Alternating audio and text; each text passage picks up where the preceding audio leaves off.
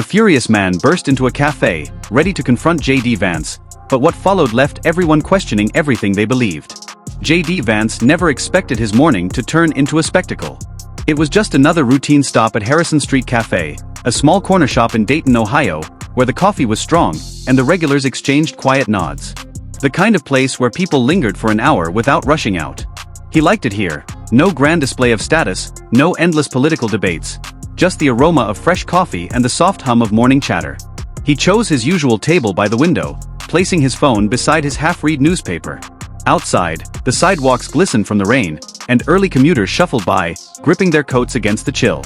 The cafe held its usual crowd, an older man in flannel stirring his coffee, a young mother gently rocking a stroller, two construction workers splitting a breakfast sandwich while checking their phones. Behind the counter, the barista, a woman in her mid-30s with a tired but kind face, chatted with a customer waiting for his order. JD lifted his cup, savoring the first sip, slightly bitter, a little too hot, but comforting in its routine. For a moment, he wasn't a senator or a public figure, just another customer easing into the day. But peace is fragile. The front door swung open with force, drawing a few glances.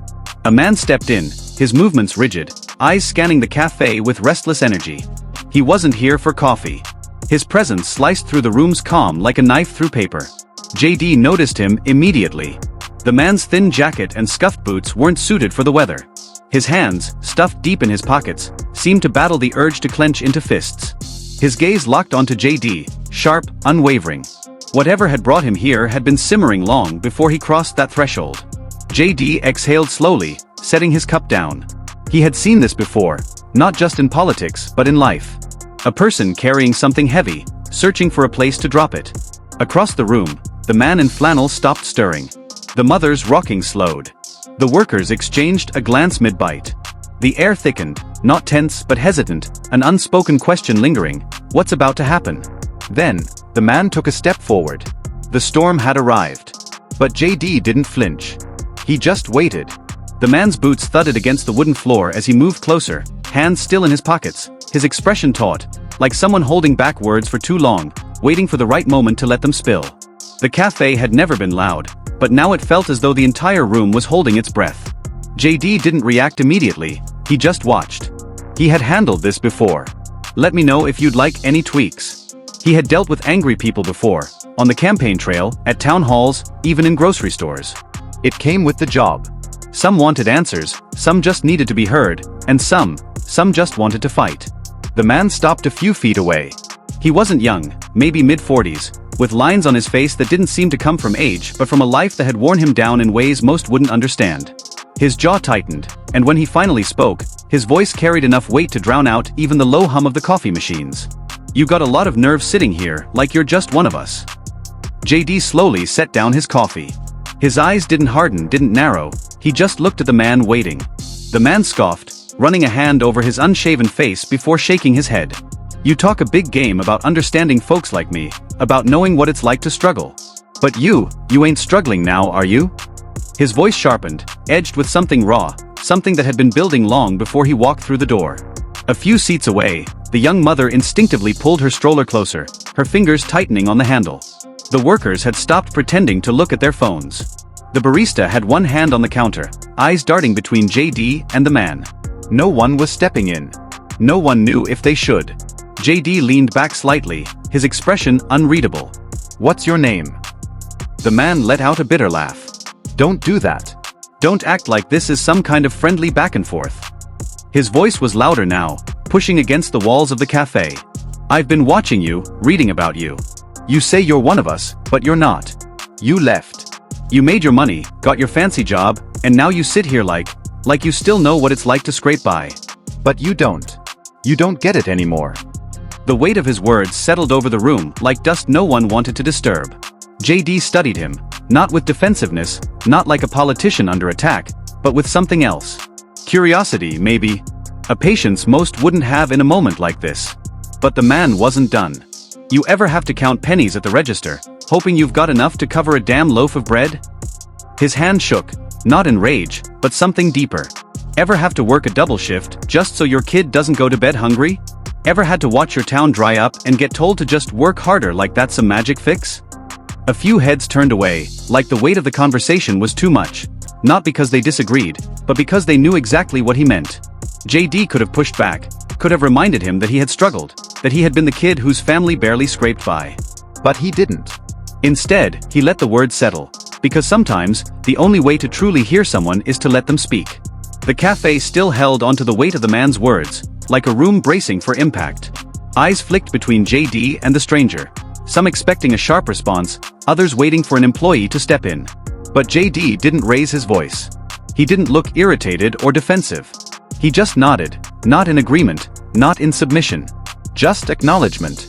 "I get why you're angry," he said finally, his voice steady. "I really do." The man flinched, like he had expected something else. An argument, a dismissal, maybe even condescension. But JD wasn't giving him any of that. Instead, he picked up his coffee, took a slow sip, and set it back down, like they were just two men having a conversation. "You're right about some things," JD continued. "I did leave. I did make money. And I won't sit here and pretend I know exactly what's in your head, because I don't." He gestured toward the empty chair across from him. "But if you've got time, I'd really like to hear about it." A murmur rippled through the cafe. This wasn't how people expected things to play out. A senator getting yelled at in public? Sure, that happened. But inviting the guy to sit down and talk? That was different. The man hesitated, shifting his weight from one foot to the other. His hands, still buried in his pockets, clenched into fists before slowly relaxing. His breathing was uneven, his body tense, but there was something new in his eyes now, uncertainty. JD tilted his head slightly. "You came here to say something. Might as well say it sitting down." Another pause. A long one. And then, almost reluctantly, the man pulled out the chair and sat. His posture was stiff, shoulders squared like he was still ready for a fight, but he was sitting. JD leaned forward, resting his arms on the table. "What's your name?" The man exhaled sharply, rubbing his hand over his mouth before answering. "Nathan." "Nathan," JD repeated, as if letting the name settle. "All right. So tell me, what's got you this fired up?" Nathan scoffed, shaking his head. "You already know." "Maybe," JD admitted. "But maybe not in the way you think." Another long pause. The cafe was still watching, but the tension had shifted. This wasn't just a confrontation anymore. It was a moment, one that could go in any direction, depending on the next word spoken. Nathan exhaled, his fingers tapping restlessly on the table. "You ever had someone look you in the face and tell you your whole life's worth nothing? That all the work you put in, all the sacrifices you made, don't mean a damn thing? 'Cause the world's already decided who gets to win and who gets left behind?" JD didn't blink. "Yeah," he said simply. "I have." Nathan's jaw tightened, like he wasn't sure whether to believe him. "And what do you think?" "'Cause you got out. You know what it's like for the rest of us, the ones who didn't." JD studied him, his expression unreadable. Then, after a moment, he said, "I think if I acted like I didn't remember, that'd be worse." Nathan let out a breath, almost a laugh. Not amusement. Not relief. Something else. "Yeah," he muttered. "Yeah, maybe it would." The cafe wasn't silent anymore. People were still listening, but now it felt different. The hostility had cracked, just a little. The conversation wasn't over yet, but something had shifted. Conversations that had been put on hold were slowly resuming, though not at full volume. People were still listening, some with curiosity, others with quiet skepticism. Behind the counter, the barista wiped down the counter, slower this time. Nathan's movement slowed, his attention flickering back to the table where he and JD sat. His arms remained crossed, jaw still tight, but the fire in his voice had dimmed. He had expected resistance, maybe some smooth political rhetoric, but not this. JD took another sip of coffee, as if he weren't sitting across from a man who had just confronted him in front of a room full of strangers. "So, tell me," he said, setting his cup down, "what's been happening with you?" Nathan exhaled through his nose, shaking his head. "What's been happening?" he repeated, like the question itself was ridiculous. "Take a look around, man. Look at this town." JD did, not just in that moment, but in a way that said he had looked before. Really looked. Dayton wasn't the same city it had been when he was a kid. The factories that once kept families afloat had shuttered. Neighborhoods that used to thrive had fallen into disrepair. There were still good people here, hard-working people, but the safety nets were thin, and hope was a currency in short supply. Nathan ran a hand over his face. "I worked at the steel plant for 22 years. 22. Then they shut it down. Moved everything overseas. Took my pension. Took my healthcare. Took my damn pride. Left us with nothing but a couple of sorry for your loss emails. His voice hardened again, but this time, it wasn't directed at JD, it was at the system itself. A few people nearby shifted in their seats. Some nodded slightly. Others stared at their drinks, unwilling to meet anyone's eyes. Because they knew. Maybe they hadn't worked at the steel plant, but they had their own versions of this story. JD didn't interrupt. He didn't offer empty reassurances. He just let the weight of Nathan's words settle. Nathan let out a bitter laugh. You wanna know the worst part? It ain't just the jobs. It's what happens after. You see your neighbors lose their houses. You see people who work their asses off their whole lives suddenly needing food stamps just to get by. Then you turn on the TV and hear some rich politician tell you to learn to code, or just move somewhere else. Like that's a real option. He shook his head. They don't get it. None of them do. JD finally spoke, his tone quiet but firm. And you think I don't get it either? Nathan's gaze snapped to him. He didn't answer right away, because now, he wasn't so sure. JD let the silence linger before saying, I don't blame you for being angry. You've got every right to be. But I didn't come from a different world, Nathan. I came from this one. Nathan let out a breath, drumming his fingers against the table. Yeah? Then why does it feel like people like you forget us once you get where you're going? JD didn't flinch. That's a fair question. The cafe was quiet again, not out of discomfort this time, but out of genuine interest. People weren't just overhearing a fight anymore. They were listening to a conversation they all had a stake in. But the hardest part was still coming. Nathan's question hung in the air, heavy with years of frustration, betrayal, and the kind of resentment that doesn't just fade overnight. The cafe, once an unwilling audience, was now invested. JD let out a slow breath. You ever hear of Middletown? Nathan frowned. Course I have. JD nodded. That's where I grew up. I watched my mom lose herself to addiction. Watched my grandparents try to hold everything together with pennies and prayers. Saw kids I went to school with get swallowed up by the same cycle their parents did. I lived it, Nathan. His voice wasn't defensive. It was just the truth. Nathan's expression hardened, but it wasn't anger anymore. It was something more complicated. Recognition. JD leaned forward slightly. And you're right. I got out. But I never forgot. I never could. Because how do you forget the place that made you? Nathan's jaw twitched. He looked down at the table, tapping his fingers against the wood. Then why does it feel like all of you do? JD didn't answer right away. He glanced around the cafe at the people who were still pretending not to listen, but very much were. You know what the hardest part about leaving is? He asked. It's knowing that no matter how much you try to stay connected, people will always see you as someone who walked away. He looked back at Nathan. And maybe you're right to feel that way. Maybe I haven't done enough. Maybe I should have fought harder, for towns like this, for the people who never had the chance to leave. Nathan exhaled sharply. You say that now. But what happens when you get back to Washington? You go right back to playing the game, right? JD shook his head. I didn't get into politics to play a game. Nathan let out a dry laugh. Then you're in the wrong damn business. A few people in the cafe chuckled quietly. But JD didn't smile. He just studied Nathan, letting the moment stretch between them. I don't have all the answers, JD admitted.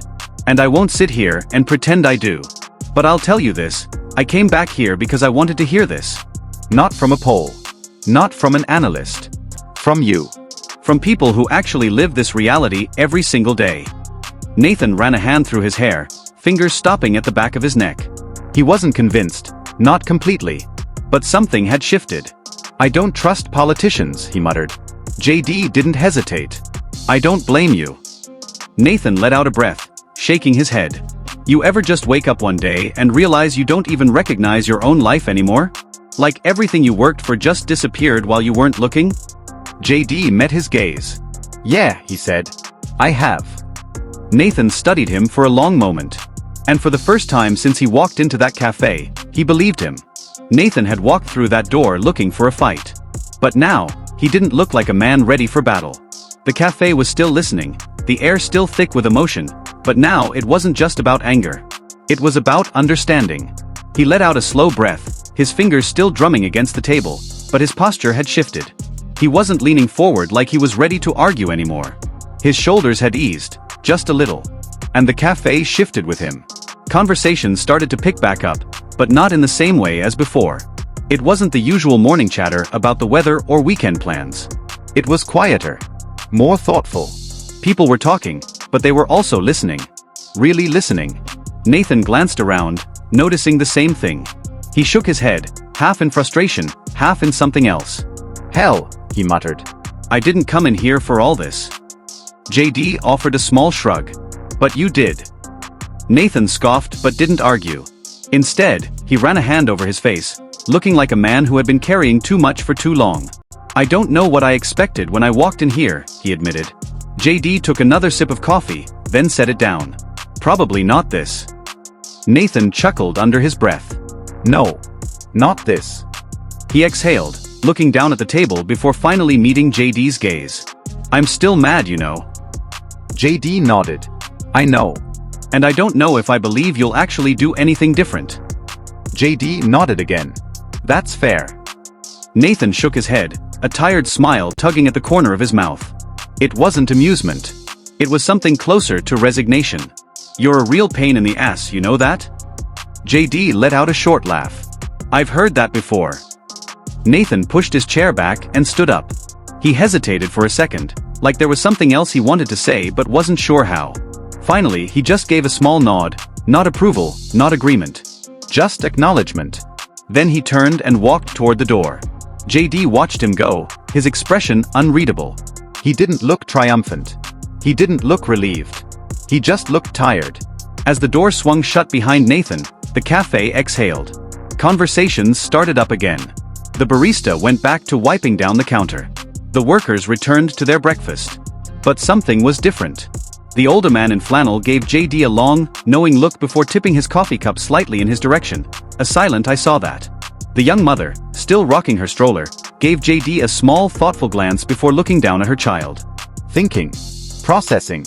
The two construction workers didn't say anything, but one of them let out a deep breath, shaking his head, like he had just witnessed something he wasn't sure how to explain. JD picked up his coffee, took a sip, and let the moment settle. He hadn't changed the world. He hadn't solved anything. But maybe, just maybe, he had made one man think. And sometimes, that's where change starts. People talk about division like it's an unfixable problem, like we're all just stuck on opposite sides, too angry to even try to meet in the middle. But maybe the truth is simpler than that. Maybe it starts with listening.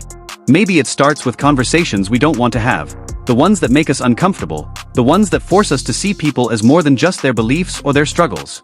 And maybe, just maybe, it starts in places as simple as a small-town cafe, with two men who should have been enemies but instead, for a brief moment, became something else. Human to each other. What do you think? Can conversations like this really change perspectives? Let me know in the comments.